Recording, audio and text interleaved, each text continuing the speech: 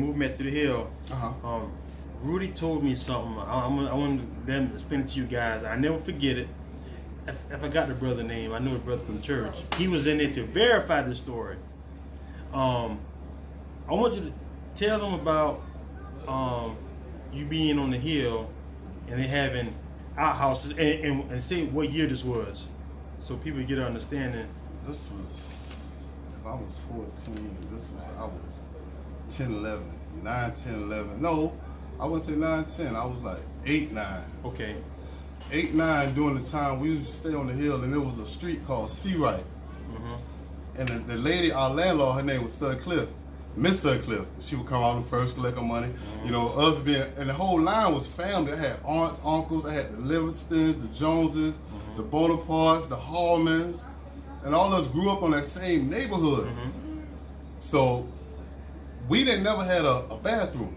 Okay. So we had to go outside. So eventually she put an outhouse outside on each and every house. And what you, can you guess a year? What is this? Probably 94, 95? About 93, 94. So this is 93, 94, not 1970, not 1960. Bro. This is 93 in Orangeburg. Because I don't think, because sometimes we, and this is not, no offense to when people send money to Africa, because you allowed to send money wherever you want to send it to. But sometimes we don't know what people in America, in the hood, is going through then. Because when you told me that, I thought, you know, we always joke around. Right. I thought it was a joke, so I never forget it. I forgot the brother name. He was in the shop, and he said, "Yeah, I remember that." I'm like, "Oh, y'all for real?"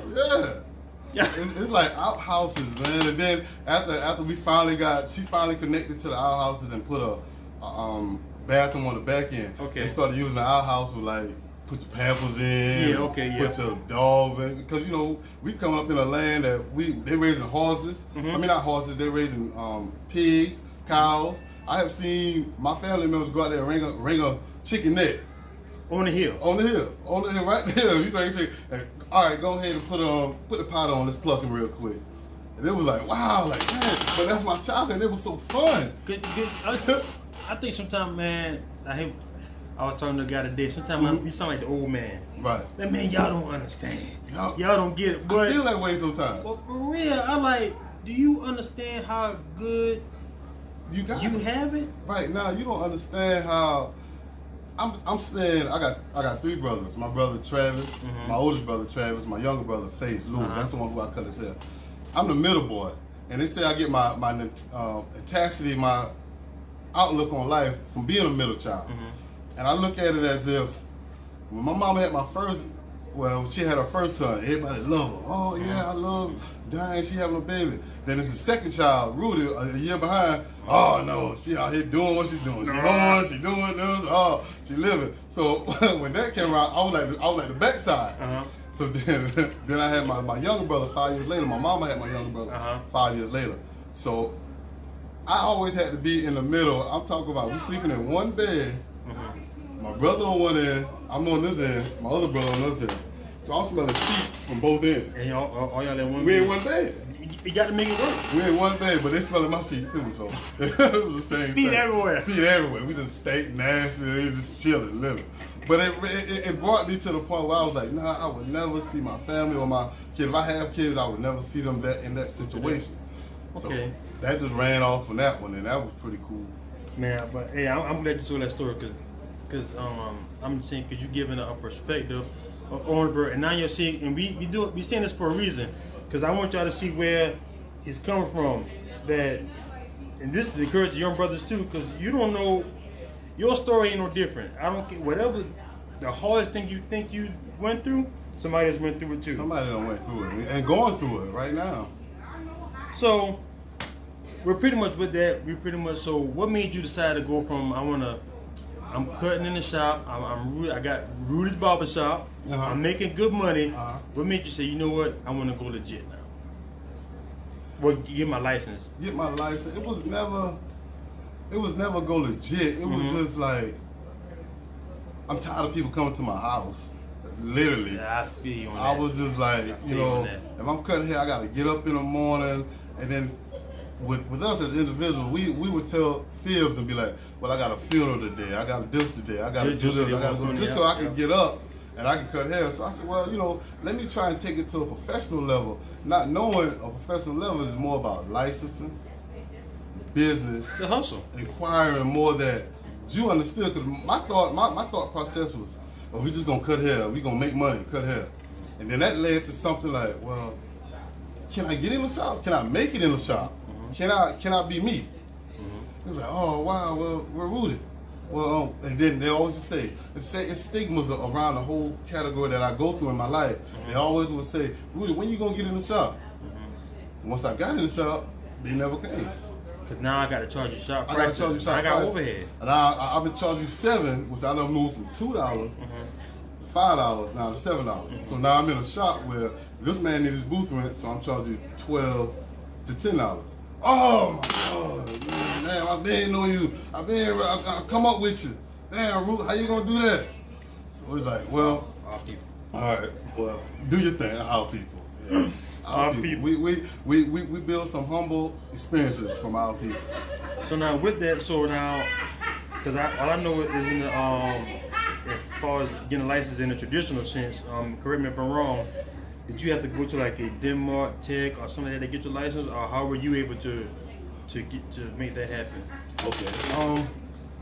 Which I encourage all my young barbers right now. I understand that it's regulations where you can go through a school and get your license. But when I came up, and I encourage everyone to go this way, when I came up,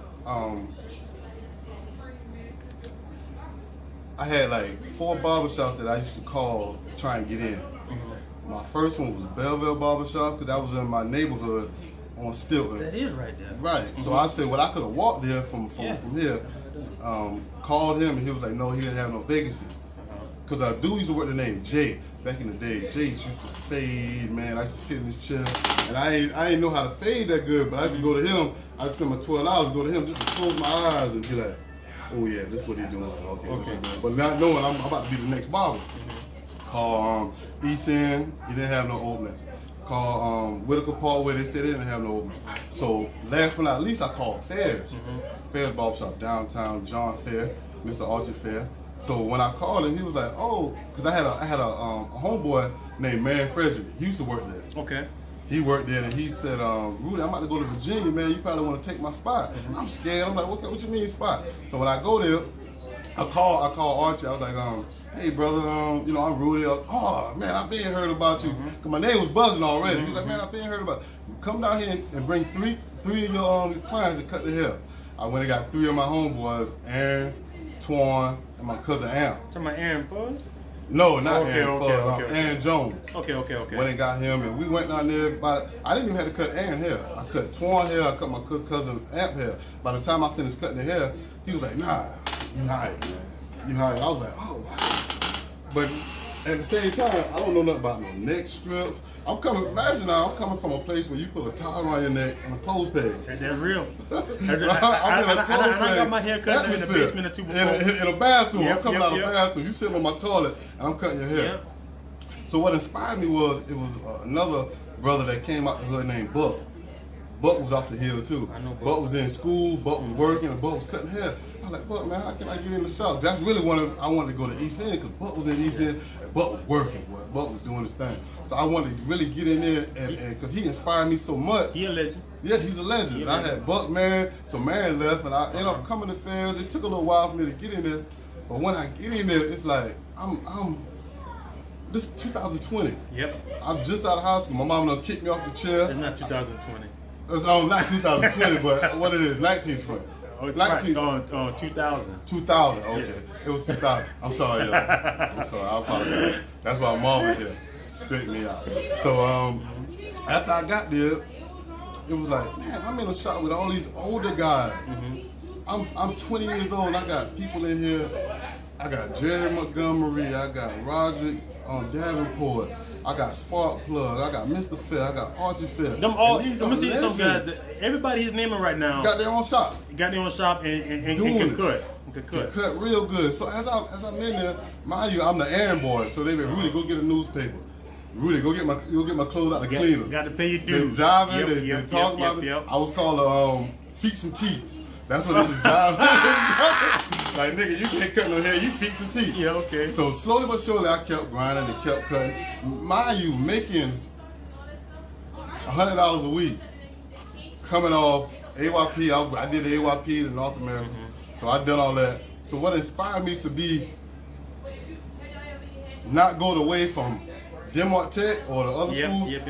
When you work up under someone, you apprentice. So you get money for cutting hair. At a school, you get a you get a debt. That's what you get. Yeah, well, okay, well you get a debt because at the end of the day they want their money. You got that right. But the sponsors at the school's gonna get paid. Yep. But in order for me to help you out, let's help each other out. Let's pay booth rent. Let me show you what you need to do, and let's go ahead and make it happen from that point of view. Okay. Yeah. So it was just. I would, like, the question you asked, back to the question, I don't ramble a little bit, but back to the question you asked. No, you answered it because a lot of people, the reason I wanted you to ramble, well, you're not rambling, I want you to speak your truth because I don't know because, if I don't know, I'm speaking to people who don't know. Because something like, I don't know whether you have to go to demonstrate your license, but I know because you be under somebody and do like an apprenticeship, which I think is better, especially for us because if we in a certain, when I say us, certain men from a certain environment, that you don't have no money to kick out to. I mean, you'll get a financial aid, but later on the back end, you got to pay that out. You got to pay that back. So I'd rather you come to or go to and learn somebody who got a license, get it real, get the whole barbershop experience, where you can understand. Well, okay. Well, this is what he do. This is how he did it. This is what's going on. Instead of somebody putting your head in a book and be like, okay, do this that way, do this that way. And you're going to take the test and your mind is blown because you got so much common sense that's not understanding what's going on in the books. You can't get it. You can't get it. So, man, that was great because I'm glad you expand on that.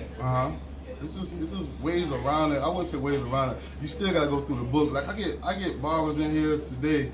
They'll say stuff like, "Rudy, can I come work with you?" Once I tell them the process of going through it, like it's a lot of backyard barbers where I came from, or how I'm coming up, it's a lot of backyard barbers that's doing their thing right now. But once you tell them how you gotta get your license or get your books to get in a professional shop, they back off. So they get overwhelmed. Yeah, they get overwhelmed, but then you'll see them on Instagram and Facebook, appointments only. Come to my house or come see me.